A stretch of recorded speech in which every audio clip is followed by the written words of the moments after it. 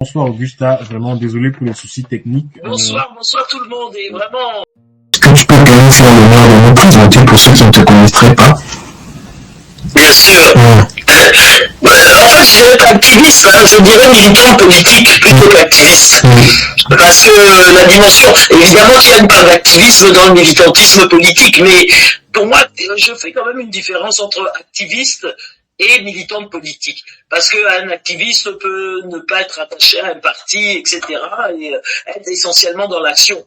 Évidemment, je suis dans l'action, mais je suis aussi dans la réflexion. Donc moi, je suis Augusta Epagna, donc vieille militante de l'UPC Manidem, donc qui au départ était l'UPC, et ça depuis le milieu des années 70. Et donc j'ai continué de façon constante à militer à l'UPC, principalement en diaspora, puisque en fait quand je suis arrivé ici j'étais jeune, j'étais adolescente, et donc c'est ici que j'ai fait l'essentiel de mon activité politique, je l'ai eu ici, évidemment en allant quand même très régulièrement au pays, mais bon, il faut que je dise que l'essentiel de mon activité politique s'est quand même déroulé en France notamment. Et je suis aussi, par ailleurs, je suis syndicaliste ici et voilà, je peux dire militante associative également. Et donc voilà, j'ai participé à la reconstruction de l'UPC à travers le Manifeste national pour l'instauration de la démocratie, Manidem, d'où la confusion avec le mouvement africain pour la nouvelle indépendance et la démocratie, que Kanisé a créé en 95 quand il nous a quittés, puisque nous avons cheminé ensemble du milieu des années 70 jusqu'en 95. Et ensuite, bon, parce qu'il n'était pas tout à fait d'accord avec la stratégie de l'UPC à l'époque, il a préféré quitter l'UPC et créer donc le mouvement africain pour la nouvelle indépendance et la démocratie. Donc, est-ce que ça va, ça répond à la présentation? Si, ça répond très bien, merci. Et du coup, merci parce que tu permets d'aller directement à la deuxième question, c'est comment est-ce que tu as rencontré Anissé Ikané? Alors bien entendu, je vais vous parler encore de Mechup. Encore une fois de plus, Mechup les amis est une solution qui se présente à vous. Une solution qui va répondre à toutes les personnes qui aujourd'hui souffrent de problématiques d'apprentissage linguistique de langue africaine. Vous êtes peut-être un Douala, vous ne savez pas parler Douala. Une solution pour parler Douala se présente à vous. Je vais vous l'expliquer. Vous êtes peut-être un Bassa, vous ne savez pas parler Bassa. Vous êtes peut-être quelqu'un qui est censé parler Wolof, vous ne le savez pas. Ou Lingala, vous ne savez pas. Une solution se présente à vous pour répondre à toutes ces demandes-là. D'abord, cette solution s'explique de plusieurs manières. Si vous avez aujourd'hui envie de traduire le Douala en chinois, vous pourrez le faire avec des solutions d'intelligence artificielle qui ont été développées par l'organisme Mechup. Le lien est dans la description. Donc Anissé Ikané, donc on était jeunes, hein, on était tous très jeunes. À l'époque, on avait autour de la vingtaine. Enfin, lui, il était un peu plus âgé que moi, donc voilà, la vingtaine. Moi, je sais pas si j'avais même la vingtaine. Et on s'est connus à l'Union nationale des étudiants du Cameroun, qui était donc une organisation, comme son nom l'indique, qui défendait les étudiants et qui se battait pour améliorer la condition des étudiants, mais qui avait quand même un fond patriotique très marqué. C'est-à-dire que il était évident que pour les étudiants organisés au sein de l'UNEC, leurs conditions ne pouvaient pas être dissociées de la condition de l'ensemble du peuple camerounais, et il y avait quand même une dimension patriotique très marquée. Au niveau de l'UNEC, la preuve en est, c'est que l'UNEC est devenu le creuset un peu de l'UPC pour le recrutement. C'est vraiment dans l'UNEC que l'UPC a recruté beaucoup de ses membres, en tout cas le Manidem à l'époque, puisque le SAS et le passage obligatoire avant d'entrer à l'UPC, c'était le passage au Manidem. Et donc Anissé, je l'ai rencontré dans un congrès de l'UNEC, vers peut-être 72-73 à peu près, congrès de l'UNEC qui réunissait l'ensemble des sections. Il y avait des sections un peu partout, il y avait des sections dans toutes les grandes villes de France, Mais au-delà de ça, il y avait des sections en Union soviétique, il y avait des sections en Allemagne, il y avait des sections en Belgique, etc. Donc dans plusieurs pays d'Europe, il y avait des sections en Suisse. Et nous avions des congrès régulièrement, tous les 3-4 ans je crois, de mémoire. Et à cette occasion, donc, tous les délégués se rencontraient au congrès. Et Anissé était... il a été président de la section de Lille, puisqu'il a étudié à Lille, dans le nord de la France. Et donc c'est à cette occasion-là que je l'ai rencontré, d'abord à l'UNEC, et puis ensemble. Ensuite, on a cheminé au sein du Manidem, donc Manifeste national pour l'instauration de la démocratie, où il a eu diverses responsabilités, moi également. Donc on a eu l'occasion de se rencontrer très fréquemment dans nos diverses activités. Et puis voilà quoi. Et ensuite évidemment à l'UPC, quand après être passé par le Manidem, on a rejoint l'UPC. L'UPC, bien qu'on soit dans le Manidem, nous avions une année de stage théorique et pratique avant de rentrer dans l'UPC. Et le Manidem a été créé notamment parce que après l'assassinat du dernier chef historique de l'UPC, Ernest Ouandié, avec ses deux compagnons, l'UPC était vraiment au plus mal. Hein. Elle était très mal en point, très affaiblie. Tous les cadres beaucoup de cadres avaient été décimés, avaient été dispersés un peu partout. Certains avaient abandonné la lutte et il restait effectivement pour poursuivre cette lutte quelques camarades qui ont pris leur bâton de pèlerin et qui ont dit l'UPC ne pouvait pas mourir. Et comme disait Ernest Ouandié, l'UPC plie mais ne rompt pas.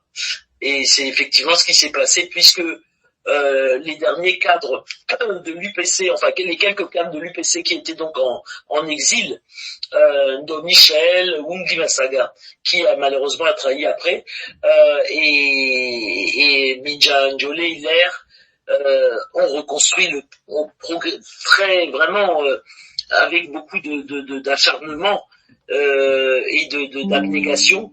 On commençait à reconstruire le parti en essayant de repérer, notamment parmi les étudiants, ceux qui semblaient les plus déterminés, les plus investis, pour commencer à faire un travail politique avec eux. Et c'est comme ça que nos aînés, les Nkoko Priso et Makit Samuel, ont été, qui eux avaient des responsabilités importantes au sein de l'UNEC, ont d'abord été introduits dans la direction provisoire de l'époque. Hein, c'était le secrétariat administratif, donc pendant des années pour essayer de voir comment reconstruire l'UPC. Et ils ont travaillé donc avec les anciens, donc les Ndo Michel et Wungi Masaga, etc., et Njole et Minja Hilaire, pour essayer de repenser un peu une manière de reconstruire l'UPC. C'est comme ça que le programme du Manidem a été élaboré et puis lancé en 74. Et puis voilà. Et puis ensuite, voilà. Bon, je vais pas. Bon, je vous laisse quand même poser des questions. Ouais, non, je peux faire une réponse pendant 1 heure ou 2. Hein, donc. Non, mais merci, c'était très dense. Et moi, justement, alors moi, j'avoue, à titre personnel, et je pense aussi, peut-être pour on va dire entre guillemets, nous les jeunes, alors j'ai entendu un peu parler de lui, je savais que c'était un opposant qui militait quand même il était du bon côté, on va dire, de l'opposition. Mais je me suis pas trop appesanti sur lui. J'ai beaucoup entendu parler de John Fundi, on a entendu parler de lui, de ce qu'il a fait, de Maurice Kamto, mais c'était quel type de militant? C'est très fougueux. Ok. Très très fougueux et très avec beaucoup d'énergie, beaucoup d'énergie et et vraiment c'était un meneur d'hommes quoi. C'est vraiment quelqu'un qui savait entraîner les gens. Il était très enthousiaste et très blagueur, très blagueur. Il aimait beaucoup blaguer, enfin vraiment. Et donc il savait allier l'humour, en même temps le sérieux dans le travail et dans l'engagement, et aussi quelqu'un de courageux, quelqu'un de très courageux. C'est vraiment Anissé, c'était pas un peu heureux quoi. Il allait au devant de l'adversité et avec beaucoup d'énergie, beaucoup de fougue. Et il arrivait vraiment à entraîner les autres dans une dynamique, et ça c'était vraiment son fort. Et bon, aussi un grand polémiste, c'est-à-dire il ne renaclait pas à titiller ses adversaires, ses opposants, même au sein du parti. Quand bon, il y avait des gens avec lesquels il n'était pas d'accord, il n'hésitait pas voilà, à les titiller, à aller chercher un peu, à les provoquer un peu, et puis bon bref, non, c'était et c'était un bon vivant, c'était vraiment quelqu'un de, il était très proche des gens, très proche des gens. Et je pense que là, dans la période, disons plus récente, il est rentré au pays dans les années 80, fin des années 80, au courant des années 80, et c'était un stratège. On l'a vu d'ailleurs dans la dernière période. Bon, Anissé, il a participé à l'organisation des villes mortes dans les années 90, et il a été vraiment avec Djogam Tchameni, ils ont été vraiment, comment dirais-je, fer de lance des villes mortes, cheville ouvrière de l'organisation de ces villes mortes. Ça a été très très déterminant leur participation à cela, et le suivi de ces villes mortes, le fait qu'elles puissent s'enraciner. Elles ont duré plusieurs mois vraiment. C'était incroyable. N'eût été les partis qui ont trahi la coalition qui existait à l'époque, je pense qu'on aurait pu faire basculer les choses. Mais malheureusement, il y a eu 3 organisations qui sont allées à Yaoundé pour dire qu'on était prêt à céder, à accepter les propositions du pouvoir, etc. Et du coup, ça a évidemment ébranlé et affaibli toute cette dynamique-là. Mais à l'époque de Froundi, donc il y a eu une coalition qui a été créée, une coalition de toute l'opposition, et on s'est tous mis derrière Froundi. Et nous, en ce qui concerne l'UPC Manidem, on était vraiment, nos camarades étaient au premier rang. Ils faisaient partie de la garde rapprochée de Froundi pour l'élaboration du programme, pour tout ce qu'il y avait à faire pour l'élaboration de la stratégie, etc. On a été vraiment en première ligne, et notamment à Anissé, avec ainsi qu'Henriette, pour construire tout ça, quoi. Donc voilà, mais c'était une coalition très très forte et très très dynamique, très investie dans le combat, quoi. Et Anissé a été un élément tout à fait moteur de tout ça. Vraiment, c'est quelqu'un qui a su, que ce soit en notre propre sein à l'époque, comme ensuite au sein des coalitions, qui a su défendre le point de vue du changement, le point de vue du rassemblement, et surtout le point de vue de la nécessité de construire un Cameroun nouveau, quoi. C'est-à-dire que vraiment donner du contenu à ce que nous voulions pour ce Cameroun nouveau, quoi. Alors c'est dommage qu'on ait perdu un homme de cette trempe et avec toute cette énergie, cette poigne. Mais avant juste de parler parce qu'on va certainement parler des circonstances de son décès et de ses conditions de détention. On a vu que il était prêt à tout pour changer le pouvoir en place. Ces stratégies étaient la dernière stratégie, celle de faire d'accueillir Issa Chiroma était c'était une stratégie, c'est celle qu'il a choisie. Je sais pas ce que tu en penses est-ce qu'il fallait pour l'opposition, avec l'idéologie qu'il suivait de l'UPC, de l'UPC qu'on connaît, l'UPC historique, est-ce que c'était dans la ligne idéologique d'aller si loin pour renverser, ou il fallait quand même rester sur les positions franches, tranchées, et de ne pas à tout prix prendre n'importe quel candidat pour chasser le pouvoir en place? Qu'est-ce que tu penses, et est-ce que tu penses qu'il était sur la même trajectoire idéologique à ce moment-là? Oui, moi, c'est là où je dis que c'était quand même un sacré stratège. Bon, nous, on n'aurait pas forcément procédé de cette manière-là. Mais lui, je pense qu'il avait une connaissance de Issa Chiruma, puisque à l'époque des villes mortes, il y a eu une coalition dans laquelle était Issa Chiruma. Donc, ils se connaissaient. Donc évidemment, quand tu connais les gens, ça change un peu la donne par rapport à ceux qui ne connaissent pas, ou qui ne connaissent que le visage qu'a donné Chiruma durant la vingtaine d'années durant lesquelles il a été avec le régime de Biya. Donc lui, il avait cette connaissance de Chiruma. Il l'a connu donc dans l'opposition. Il s'est battu, ils se sont battus aux côtés les uns des autres. Donc évidemment, voilà, ça situe un peu les choses par rapport à la manière d'approcher. Là où il a bon, ce que d'autres n'auraient pas fait, peut-être y compris nous d'ailleurs, il a été plutôt audacieux dans sa démarche, c'est que a été créée l'Union pour le changement. Il faut dire que c'était un peu une répétition, parce que dans les années 90, ça avait existé. Donc il a créé ou recréé ou adapté aux conditions actuelles l'Union pour le changement. Bon, déjà c'était le fait à l'époque on l'avait fait à dessein. Bon, je pense qu'il l'a fait également à dessein. L'Union pour le changement, ça fait UPC.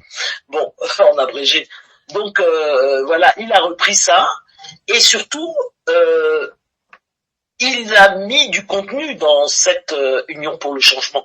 Il y a eu l'élaboration d'un programme, d'une plateforme sur laquelle Issa Chiruma s'est appuyé pour aller en campagne et pour rallier un maximum de compatriotes autour de lui, y compris des gens qui vraiment, pour rien au monde, n'auraient donné un macabo pour être derrière lui. Mais quand il a repris la transition politique, le règlement politique de la situation Nozo, la libération de tous les prisonniers politiques, le fédéralisme, etc., du coup, ça donnait corps à cette comment dirais-je, ça donnait corps à son programme, à ce qu'il proposait, à ses propositions, à ses orientations pour le changement.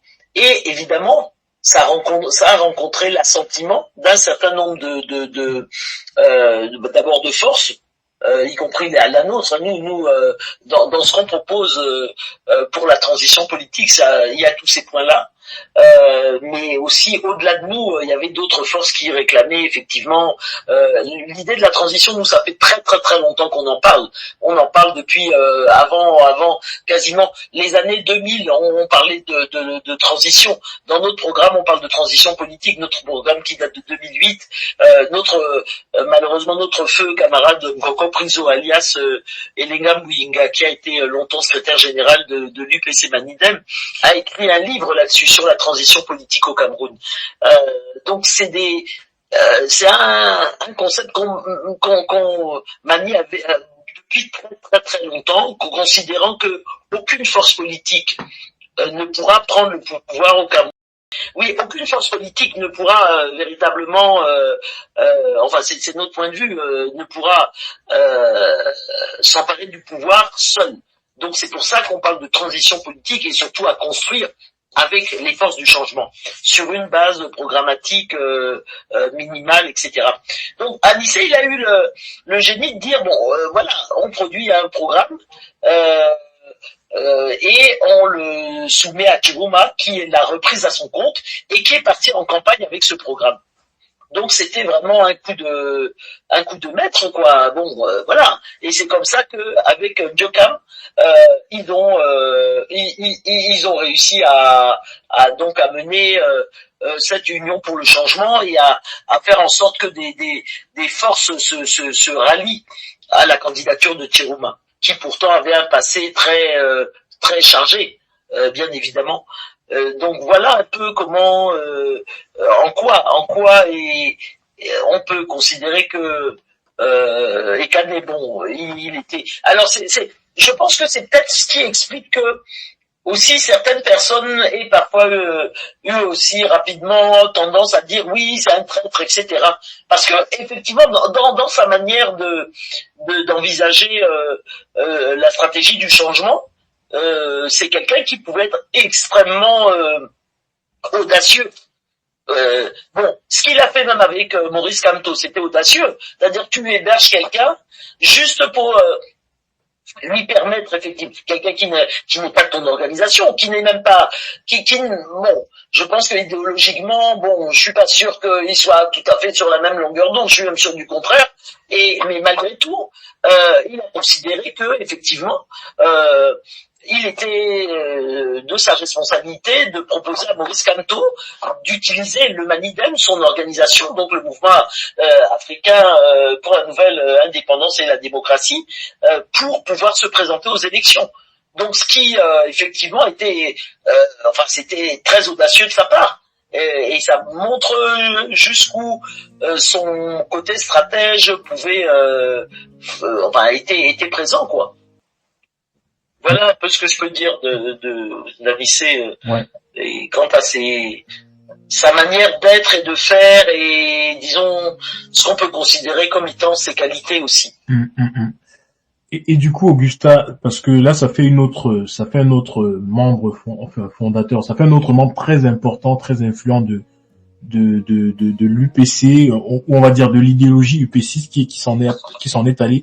Aujourd'hui, il en reste combien des figures qui soient à peu près connues?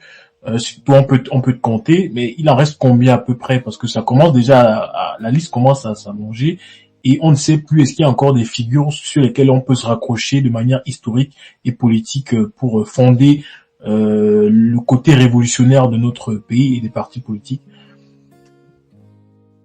Moi, je pense une chose, c'est que et nous, enfin, c'est pas moi seulement, c'est nous, notre organisation, on n'est pas. Il faut qu'on sorte de ce. Alors, je ne dis pas que, bien sûr, la politique elle est incarnée par des femmes et des hommes, ça c'est certain. Personne ne va dire le contraire. Ceci dit, il faut qu'on sorte de cette histoire de figure qui porte le fardeau de la lutte, entre guillemets, le fardeau, le poids de la lutte. Il faut que la lutte soit portée par des organisations, par des collectifs et surtout dans la perspective de défendre et de mettre en œuvre un programme politique. C'est ça qui est important. Parce que sinon, c'est quoi l'histoire? C'est que quand on ne mise que sur les figures, quand les figures disparaissent, eh bien l'organisation disparaît. Or, vous voyez que l'UPC, certes, elle avait des figures, on ne va pas dire le contraire, bien entendu. Hein, tous nos leaders historiques, etc., nos dirigeants historiques, c'était des figures.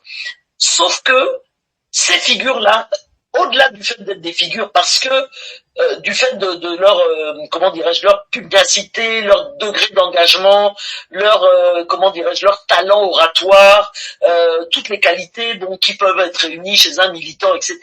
Même si ils avaient ces qualités-là, ils et elles avaient ces qualités-là, il n'en demeure pas moins que ils ont quand même perçu très tôt et dès le début même l'intérêt, l'importance,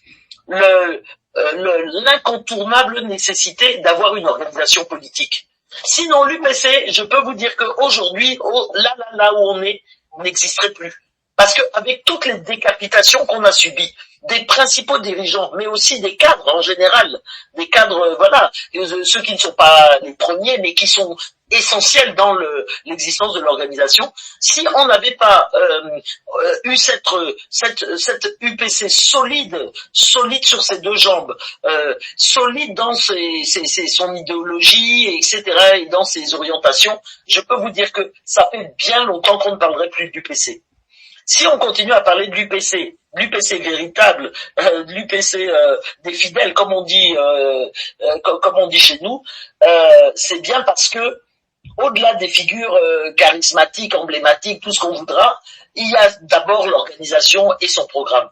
Ça, c'est le plus important. Ça veut dire que Auguste, ça peut partir. Les camarades de ma génération qui sont voilà un peu devant, etc., peuvent partir. Ça va continuer parce qu'on a des jeunes qui sont derrière et qui ont repris le flambeau, dont on parle peut-être moins, qu'on connaît moins, mais qui sont aussi, comment dirais-je, enracinés, déterminés, engagés que nous. Vous en avez eu un il y a quelque temps, Coltard, oui, bien sûr. Camarade Coltard, ouais, qui est chargé de la communication. C'est ça. Je pense qu'il n'a pas de démérité Ah, quand non. il est passé dans votre space. Très pertinent. Et voilà, et on en a d'autres. Donc voilà, et il faut qu'on en ait beaucoup plus que ce qu'on a. Bien sûr, il faut qu'on en ait des milliers, mais bon, on y travaille. Bon, c'est pas facile parce que comme la lutte est dure, la lutte est longue et que voilà, les gens ont souvent très peur et l'image parfois qu'on donne de l'UPC Manidem, etc. C'est pas toujours évident. Du coup, pardon, c'est un peu plus difficile, mais voilà. Donc moi, c'est ma façon de voir. Donc on peut partir tranquille. Je pense que comme hier, les autres sont partis. Nous, on a pris la relève dans les années 70. Les gens de ma génération, on a pris la relève, alors que pratiquement tous ceux de la génération précédente avaient disparu. Donc ça va être la même chose, parce que ça continue. Et derrière nous, il y a des gens, il y a des camarades. Beaucoup plus jeunes et qui ont la trentaine, qui ont la quarantaine et qui vont continuer. Et parce que c'est ça la vie. On n'est pas, on n'est pas là pour se montrer, pour dire oui après moi le déluge et si je meurs et tout est fini, tout s'écroule, etc. On n'est pas dans ce schéma-là, pas du tout. Et il faut qu'on sorte de ce schéma. Il faut qu'on arrête de dire oui, mais bon, on ne peut pas faire parce qu'il n'y a pas de leader. Mais il n'y a pas de leader. C'est pas le leader qui fait l'organisation.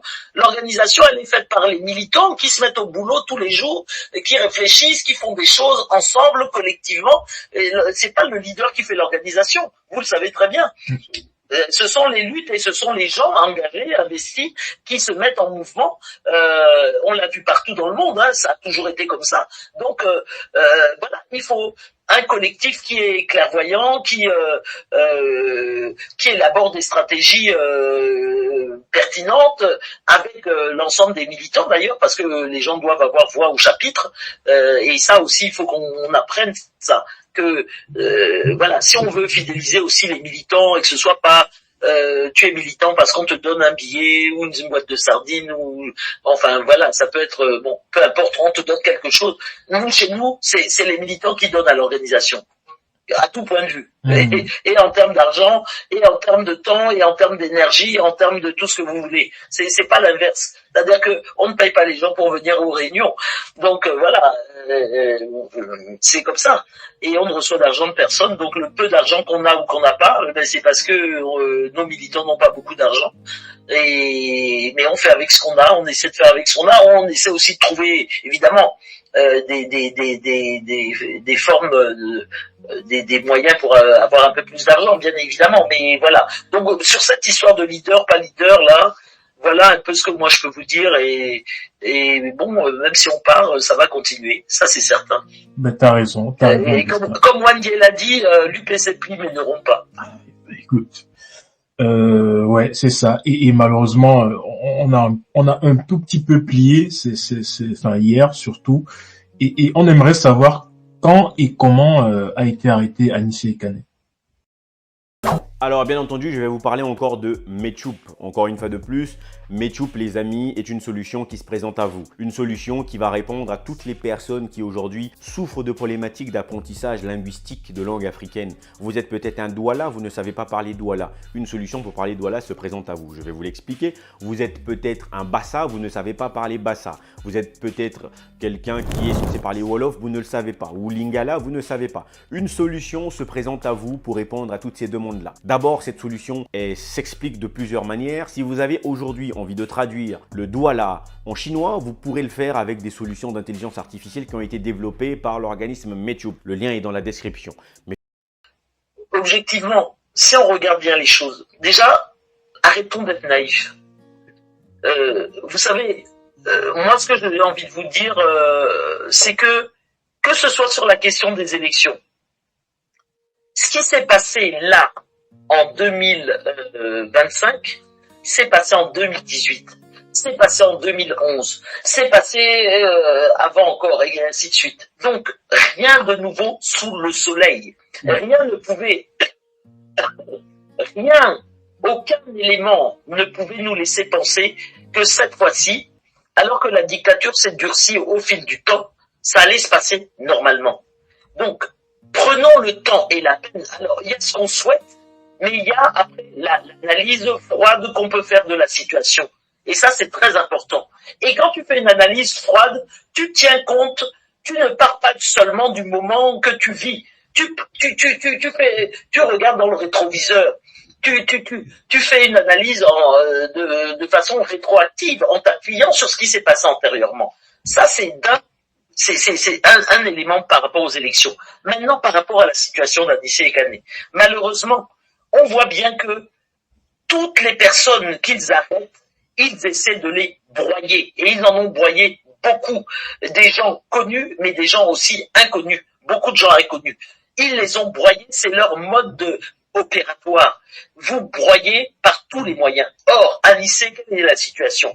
On l'arrête le 24 octobre, donc suite à la crise post-électorale, et avec Diokan Djameni, et on sait qu'Anissé, tout le monde sait qu'Anissé, depuis le Covid, il a des problèmes respiratoires. Il a une insuffisance respiratoire sévère. Tout le monde le sait. On le voit d'ailleurs dans toutes ces interviews. Il y a des gens qui le raillaient en pensant que c'est parce qu'il avait bu ou qu'il avait pris je ne sais quoi, qu'il était comme ça. Non, c'est parce qu'il n'arrivait pas à respirer correctement. Et surtout quand il fallait qu'il parle, il n'avait pas son appareil et du coup il avait de sérieux problèmes respiratoires. Donc ça, tout le monde le savait. Donc on l'arrête le 24 octobre, on la met de scène et on refuse qu'il ait ses appareils qui lui facilite donc la respiration. Et pendant toute son incarcération, son avocat n'a eu de cesse de réclamer qu'on lui permette d'avoir ces appareils-là. Et ils ont refusé quasiment jusqu'à la fin. Ils lui ont donné un espèce d'appareil qu'il avait peine à utiliser. D'abord, l'appareil n'était pas du tout, enfin, il était défaillant, il n'était pas correct, enfin, il ne savait pas du tout ce qu'ils avaient mis dans ce truc-là. Donc, il était aussi méfiant, bien évidemment, mais il l'a quand même plus ou moins utilisé, mais il était tout à fait inefficace. C'était vraiment tout à fait inefficace. C'est pour ça que son avocat a continué à demander son appareil à lui. Et ce qu'ils ont refusé, et ils ne lui ont accordé la possibilité de récupérer ses appareils que pratiquement vers quelques jours avant son décès. Donc, moi, c'est pour ça que je fais l'hypothèse que ils avaient déjà compris, et à plusieurs reprises, ils n'étaient pas bien du tout. Toutes les personnes, plusieurs de nos camarades l'ont visité plusieurs fois. On est aussi en lien avec des gens de la famille qui l'avaient visité, etc. Les gens savaient que il était de plus en plus diminué. Et de plus en plus en difficulté. La preuve en est d'ailleurs, c'est qu'à un moment donné, il y a eu plusieurs alertes. Donc, tout laissait penser que vraiment les conditions étaient créées pour que Anissé disparaisse, pour qu'Anissé décède, pour qu'il l'assassine, véritablement. Donc c'est vrai que au moment où ça se produit réellement, on est dans la sidération, on a l'effet c'est un coup sur la tête, etc. Mais en fait, quand vous réfléchissez bien, ou quand on réfléchit bien, tout est fait pour ça. Et tout est toujours fait pour ça, par ce régime de terreur, ce régime qui tortionnaire, toujours. Donc c'est pas si étonnant que ça non plus. C'est pas si étonnant que ça. Et donc, il a été maintenu au sein, à un moment donné, comme ça, il n'allait pas bien. On l'a hospitalisé. Il a été hospitalisé pendant quelque temps. Et mais ça n'allait pas. Et comment dirais-je, plus le temps passait, moins ça allait, plus cette difficulté respiratoire s'aggravait, jusqu'au fameux vendredi où ils sont venus le chercher pour l'emmener avec Njokam Djameni au tribunal militaire. Et sans autre forme de procès, ils sont venus, ils lui ont dit, habille-toi, on t'emmène. Et vous m'emmenez où? Au tribunal militaire. Mais il leur dit, mais comment ça vous m'emmenez au tribunal militaire? Mon avocat n'est pas informé, ni quoi que ce soit, c'est pas possible. Habille-toi, on t'emmène au tribunal militaire. Et c'est comme ça qu'ils l'ont emmené au tribunal militaire. Et heureusement, qu'entre-temps, sa femme était arrivée, donc elle a pu le voir et prévenir l'avocat qu'on était en train de l'emmener au tribunal militaire. Et c'est comme ça qu'il a fait un malaise sévère dès le vendredi. Très sévère, et sa femme témoigne en disant que vraiment, on était presque sûr que c'était la fin ce jour-là. Bon, ils l'ont amené à nouveau à l'infirmerie du CED, et c'est là que je ne sais pas trop ce qu'on lui a fait. Bon, mais bon, il a tenu encore 24, un peu plus de 24 heures, et puis dans la nuit du dimanche au lundi, il est finalement décédé. Mais je ne sais pas si vous avez vu. Il y a une vidéo qui retrace les propos de Atanganji sur Anissé en disant mais il n'a qu'à crever quoi. Ouais, de toute façon, je donnerais même l'argent pour son cercueil, etc. quoi. Donc ils étaient vraiment dans une démarche d'assassinat. Il n'y a pas d'autre mot. D'assassinat vraiment. Donc voilà ce que je peux dire sur ce qui s'est passé en gros. Après tous les détails, ils sont, on peut toujours revenir dessus, hein, mais bon, il y a des détails qu'on n'a pas encore, etc. Bon, c'est par le biais des camarades et de la famille qu'on peut avoir peut-être un peu plus de détails encore, mais qu'on aura de toute façon dans les jours à venir, dans les heures à venir. Ouais. Et que dit l'opinion politique et l'opinion médiatique aujourd'hui? Est-ce qu'il y a des partis qui se sont prononcés, des hommes politiques? Que dit peut-être ton parti politique également? Il y a eu beaucoup d'organisations qui ont protesté avec force. Nous, on a fait tout de suite, le jour même, on a fait un communiqué. Le FSNC a fait un communiqué. Bon, et le FSNC a fait un communiqué. Et Chiruma s'est aussi a pris position. Le MRC a fait un communiqué. Enfin. Et puis beaucoup de comment dirais-je d'organisations de la société civile se sont manifestées pour protester contre cet assassinat. Bon, même si les gens sont parfois un peu plus mesurés dans leur manière de dire les choses, mais bon, faut arrêter. Hein, bon, faut quand même appeler les choses par leur nom.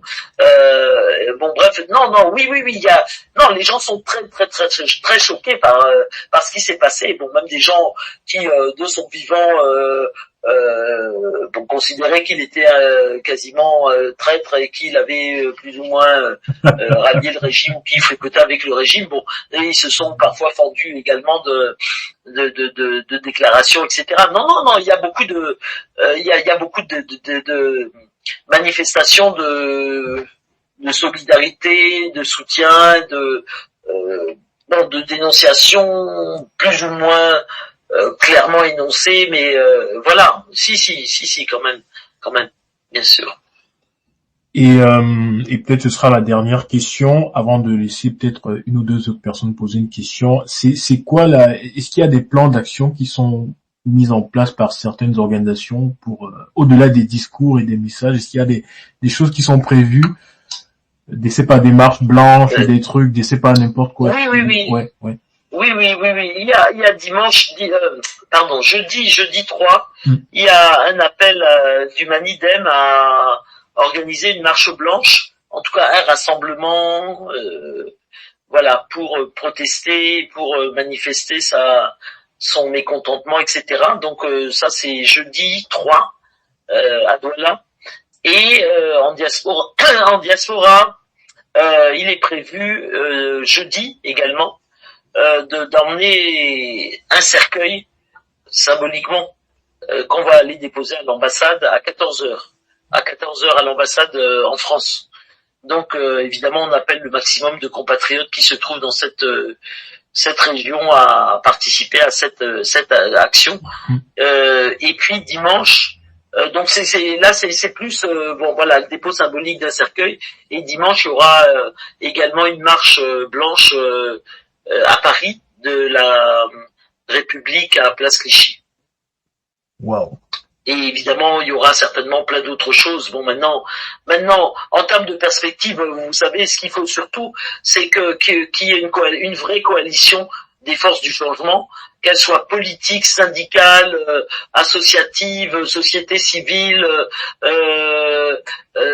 les religieux qui ont pris clairement position et peut-être les quelques chefferies qui sont positionnées, qui est une coalition large des forces du changement pour maintenant faire bouger les lignes et peut-être à moyen terme descendre dans la rue, descendre massivement dans la rue. Mais il faut descendre ensemble. Et parce que les manifestations qu'on a vues, je ne les minimise pas du tout. Elles étaient nombreuses, elles étaient courageuses, elles étaient déterminées. Et on en a vu dans beaucoup de régions du pays. Ceci dit, les gens étaient quand même un peu livrés à eux-mêmes. On n'a pas vu les organisations, de quelque nature qu'elles soient. On n'a pas vu les militants des organisations, beaucoup, etc., etc. Donc, la jeunesse a été un peu comme ça livrée à elle-même, etc. Donc maintenant, je pense que enfin, ce qu'on appelle de nos vœux depuis, il faut que ça se fasse. Et, je pense que la mort d'Anissé doit être un rappel à l'ordre, un signal. Cette mort, cet assassinat doit ensemencer le mouvement populaire et la résistance. Ça, c'est impératif. Il faut absolument que ça serve à mieux structurer les choses, mieux les organiser et créer les conditions d'un vrai changement, d'un vrai un retournement de situation. Et il n'y a qu'à cette condition qu'on pourrait y arriver, en se coalisant, en se mettant tous ensemble, vraiment. Enfin, tous ensemble, les forces du changement, bien évidemment. Quand je dis tous ensemble, c'est à ces forces-là que je pense, pour imposer cette fameuse transition politique. Et l'imposer coûte que coûte, avec ou sans Chiruma. Bon, c'est Chiruma, bien sûr, ok, bon, il n'y a pas de problème. Mais voilà, si c'est pas lui, c'est pas grave. Enfin, je dis c'est pas grave. Je veux dire que si c'est pas lui, il faut imposer la transition. Il faut imposer coûte que coûte la transition et balayer l'État RDPC. C'est impératif. Et la seule manière de le faire, c'est de créer ce rapport de force à travers une véritable coalition de toutes les forces du changement. Voilà, je crois que je m'en arrêterai là pour les perspectives. Ouais, mais alors on pourrait répondre que si il n'y a pas eu d'organisation, c'est peut-être parce qu'ils se sont dit vous manifestez pour votre président et nous ça nous concerne pas, les autres partis, les autres organisations ne se sont pas sentis peut-être concernés par le but ou l'objectif de la manifestation. Je sais pas. Non, mais mais le FSNC quand même n'était pas. Enfin, c'était pas la plupart des gens qui ont manifesté, c'est pas des militants du FSNC, hein, c'est des gens qui voulaient le changement. Je pense que je ne sais pas combien. Si on avait fait le décompte des militants du FSNC, je ne sais pas combien il y en aurait eu, mais je pense qu'ils auraient été ultra minoritaires. La plupart des gens qui ont manifesté, c'est des gens qui veulent bouter hors du pot. Ils ont dit le bon diable. Le bon diable, ça veut dire que oui. Ceux qui sont du FSNC, ils ne vont pas dire le bon diable. Ceux qui disent bon diable, c'est des gens qui se rallient à la candidature de Chiruma parce que ils considèrent que c'est lui qui permet de mettre le pied dans la porte pour chasser la dictature à laquelle on a affaire. Mais bon, la vie ne s'arrête pas là. On continue, le processus continue. Et voilà, ça met le pied dans la porte, mais après, une fois que la porte est grande ouverte, voilà, on impose la transition politique d'une manière ou d'une autre et avec les orientations qu'on souhaite pour cette transition politique, avec les personnalités qu'on veut, etc. Et ça se décide collectivement, collégialement, etc. Et de toute façon, voilà, il sera aussi tenu de respecter l'ensemble des forces qui seront autour de lui. Ça, c'est absolument incontournable. Donc, moi, je pense que c'est une erreur de dire que seul le FSNC était concerné par ces manifestations. C'est pas vrai. C'est pas vrai du tout. La majorité des gens qui étaient dans la rue à ce moment-là, c'est pas, ils ont effectivement. Chiroma est devenu le symbole de ceux qui voulaient le changement parce qu'il était là. Ça aurait pu être un autre. Ça aurait pu être un autre qui effectivement aurait effectivement remporté ce scrutin et qui aurait porté surtout ces propositions-là, ce contenu pour le changement. Mais moi, je ne pense pas que je ne pense pas que ceux qui raisonnent comme ça ont raison de le faire. Je ne crois pas. Je suis d'accord.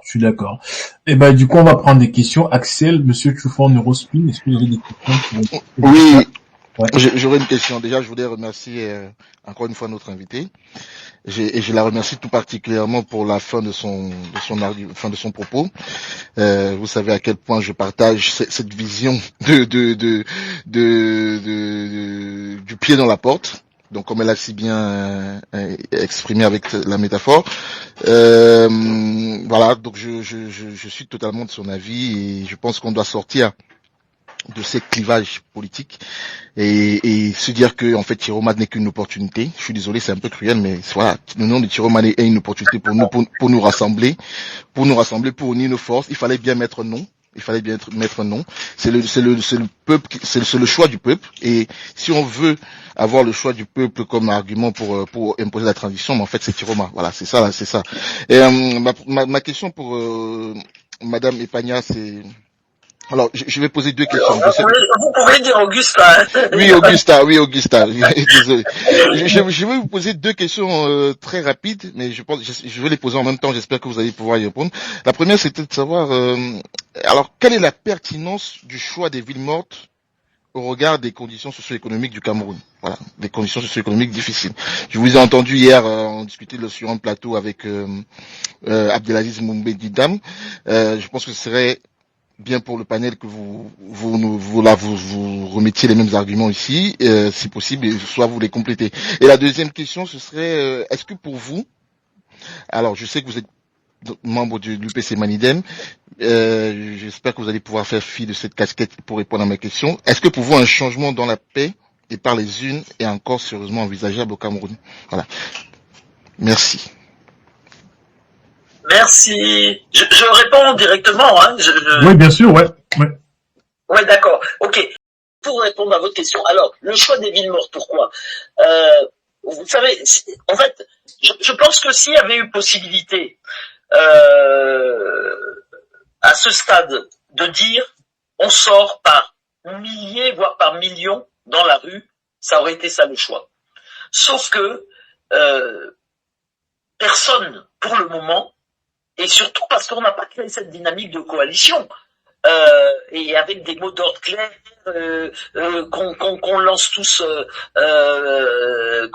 ensemble, personne ne peut mettre aujourd'hui, là tout de suite, là demain, des milliers et des milliers de Camerounais aux quatre coins sur l'ensemble des villes, les principales villes du territoire, dans la rue. C'est ça le problème. Et or, que se passe-t-il quand la masse critique n'est pas atteinte, quand le rapport de force n'est pas créé? C'est que malheureusement, ce sont les forces du désordre qui tirent dans le tas et à armes réelles. Même si on a vu ça et là, ce qui est tout à fait nouveau chez nous, hein, il faut quand même le dire aussi. Moi, à chaque fois que je peux parler, je le dis. On a quand même vu ça et là, mais ça reste à la marge, des forces de l'ordre qui sympathisaient avec les manifestants, etc. Bon, mais ça reste à la marge. Le fait est que la tendance lourde, c'est qu'ils tirent dans le tas et il y a des morts. Et on le sait. Et aujourd'hui, on parle de 40 et quelques, 50 et quelques, mais c'est sûr que c'est beaucoup plus. C'est beaucoup plus. Il y a plein de gens qui ont disparu. Ils sont où? Est-ce qu'on va même savoir demain ou après-demain où est-ce qu'ils sont, où se trouve leur corps, etc. En tout cas, il y a certaines organisations qui parlaient d'une centaine de morts, mais je pense que même là, c'est minimisé. Donc, on verra bien si on arrive à effectivement avoir des précisions là-dessus. Donc, il faut trouver des formes de mobilisation qui a un impact. Alors, les villes mortes, certes, ça a un impact sur la population. Mais ce qui est important, c'est que ça a un impact aussi sur le système économique. Et vous savez, il n'y a rien de tel pour bloquer un pays que de s'en prendre à son système économique. Donc, à un moment donné, si nous réussissions à bloquer ce système économique, parce que même ces gens-là, quand vous les tapez à la poche, c'est là où vous pouvez, et c'est vrai partout, c'est là où c'est le meilleur moyen de les faire céder. Donc, les villes mortes, c'est dur pour les populations, mais ça aussi les gens du système et les tenants de notre économie, etc., qui sont à la tête de tout ça. Et donc, ça peut avoir un impact extrêmement important si c'est massivement suivi. Et si c'était massivement suivi partout en même temps, ça pourrait ne pas durer éternellement. Et là, en plus, c'est 3 jours. Je vous ai parlé des villes mortes dans les années 90, ça avait duré des mois et des mois. Hein. Donc, bon, c'était quand même tout à fait autre chose. Donc, ça pour répondre et dire que moi, je pense que l'autre forme, mais qui rejoint quelque part l'idée des villes mortes, c'est que les secteurs stratégiques, névralgiques du pays se mettent en grève.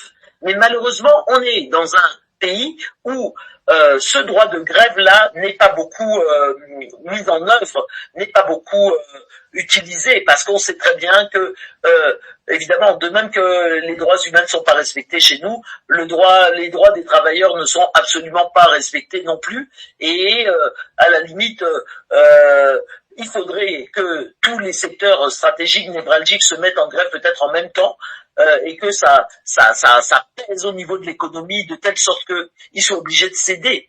Ça crée vraiment une tension telle dans le pays que le pouvoir serait obligé de céder, mais pour en arriver là, c'est pas en un jour ou deux. Donc voilà, un peu toutes les diverses formes que ça pourrait prendre. Mais je pense qu'on est obligé de taper au niveau l'économie, c'est essentiel, c'est le poumon d'un pays. C'est le poumon d'un pays. Donc si on tape là, ça peut faire très très mal. Évidemment, si on était dans un pays entre guillemets normal, on descendrait dans la rue, on manifesterait, etc. Mais pour le moment, tant qu'on n'a pas l'assurance d'avoir cette masse critique, c'est extrêmement compliqué de descendre dans la rue, au risque de, à nouveau, voir nos enfants se faire tirer comme des lapins et malheureusement ou se faire arrêter et subir la répression, subir les tortures, etc. Donc ça c'est vraiment.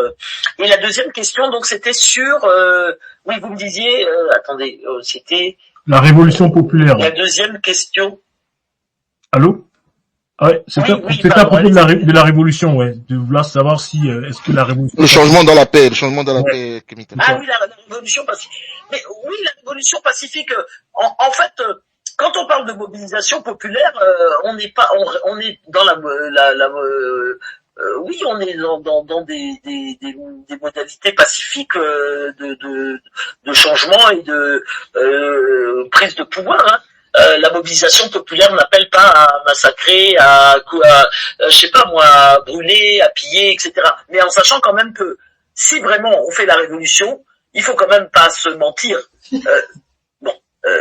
Dans toute révolution, il y a quand même, il peut y avoir un peu de casse, il peut y avoir un peu de, vous voyez, un peu de débordement. On n'a jamais vu une révolution. Enfin, une révolution, on n'est pas dans un salon non plus à boire l'apéritif. Hein. Bon, donc voilà, une révolution, c'est une révolution. Si on veut qu'elle soit vraiment radicale, ça peut être un peu musclé, mais sans que ce soit vraiment, sans que le pays soit à feu et à sang. Voilà, mais je pense que c'est possible. Tout dépend du niveau de mobilisation de la population. Plus le niveau est conséquent, est important, et plus facilement on peut les faire craquer et céder. Vous voyez, si on est des milliers et des milliers à entourer et tout dit, bon, voilà, ça va être compliqué quand même. Ils peuvent pas tuer non plus des millions de gens, quoi. Voilà. Donc, bon, moi je pense que voilà, à un moment donné, il faut qu'on construise ce fameux rapport de force et il faut qu'on soit extrêmement nombreux. Mais plus on sera nombreux à s'y mettre, à s'y coller, à être convaincus que c'est par cette voie-là qu'on va transformer le pays, et plus c'est-à-dire on va aller convaincre nos compatriotes qui ne sont organisés nulle part, nous qui sommes peut-être dans une organisation politique ou dans une association, etc. Plus on sera nombreux à le faire, et plus on a de chances d'entraîner la masse des Camerounais, et toute ethnie confondue. Parce que toutes les ethnies de chez nous souffrent de ce régime de terreur et ce régime terroriste-là. Tous, on souffre, tous, indistinctement. Même les gens qui sont de l'ethnie du président, il faut qu'on arrête avec ça, parce que même ceux-là, ils souffrent.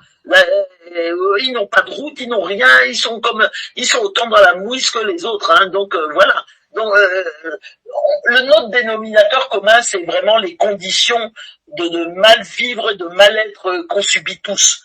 Donc c'est notre dénominateur commun. Il faut pas qu'on se laisse embarquer par les tribalos fascistes qui essaient de nous monter les uns contre les autres. Ça, il faut absolument être catégorique là-dessus. Dès que quelqu'un commence ça, même dans nos propres communautés, il faut qu'on les arrête immédiatement, et qu'on ramène je dirais le caractère de classe qu'il y a dans ce pouvoir-là. C'est-à-dire que vous avez une caste qu'on appellerait, disons, bourgeoisie comprador, qui sont accaparés toutes les manettes du pouvoir. Et ces gens-là, c'est transethnique, hein.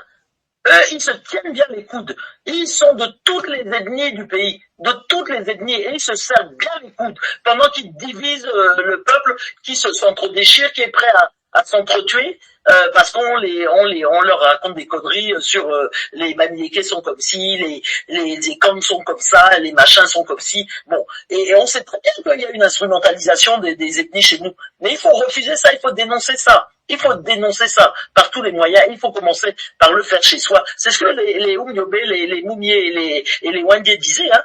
Le tribalisme, il faut commencer par le dénoncer dans sa propre maison. Et c'est comme ça qu'on va se guérir de ce mal que ces gens-là nous imposent pour nous diviser. Merci voilà ce que je Augustin. peux dire. Non, mais on va te libérer déjà, et après, bon, écoute, tu nous as donné beaucoup de matières sur lesquelles on pourra réfléchir et discuter. Donc n'hésite pas à revenir quand tu veux. J'essaie de me reconnecter dès que c'est fini, Il y a bon, pas de même souci. si pas très longtemps, mais un petit peu pour continuer un peu Ouais. l'échange. Parce que là, je suis désolé, j'ai beaucoup parlé, et puis j'aurais bien aimé entendre quand même d'autres jeunes sœurs et frères questionner ou interpeller ou être en désaccord même, hein. Il y a pas de problème, hein. Ouais, non mais on te remercie dans tous les cas, et tu reviens dès que tu peux, et on sera encore là. De toute façon, on va discuter par rapport à ça. C'est une actualité qui est très grave, donc ça nous touche particulièrement, donc il y a pas de souci. Bien sûr. Et je vous invite en tout cas à être pour ceux qui sont en région parisienne, à être dans les mobilisations qui viennent là. Voilà, le message est passé. Donc et ceux qui sont au pays, s'il y en a, qui sont vers Douala, qu'ils aillent à la mobilisation qui s'organise le jeudi prochain. Voilà.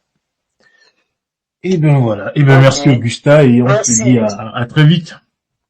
Oui, à très vite. Merci beaucoup. Hein. En tout cas, merci. Merci. Merci bien.